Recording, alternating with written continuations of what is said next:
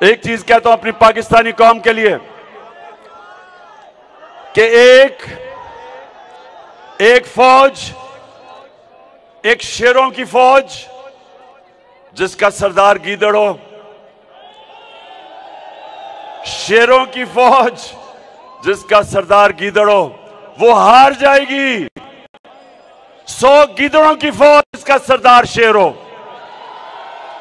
हमारा मुल्क बदकिस्मती से चोरों के हाथ में फंसा हुआ है। हमने इसकी पूरी तहरीक चलानी है।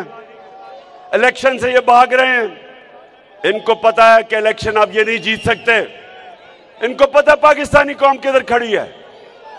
इसलिए ये सारे मिलके कोशिश कर रहे हैं कि किसी तरह कुर्सी को पकड़ ले और मुल्क बेशक नीचे जाए, क्योंकि 33% रुपया गिरा है, 33% डॉलर बढ़ा है, 33% इनके आने में इस मुल्क की दौलत कम हुई है।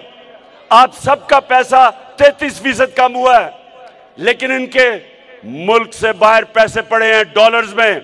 इनकी दौलत में 33% इजाफा हुआ है। यहां लोग गरीब हुए हैं, ये अमीर हुए हैं। ये भी मेरे वोकला एक और चीज फैसला कर लो। आगे से अजान हो रही है, मैं बस खत्म कर रहा हूं। आगे से कभी किसी पार्टी को वोट ना देना जिसके लीडर और मिनिस्टर्स का पैसा पाकिस्तान में ना पड़ा हो।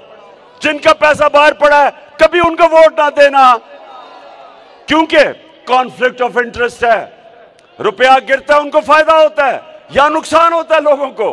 अब जो रुपया गिर रहा है, कौम में महंगाई आ रही है, कौम की दौलत में कमी हो रही है, लेकिन लंदन में वो बैठ के और ये जरदारी और ये नवाज शरीफ, इनकी दौलत में इजाफा हो रहा है।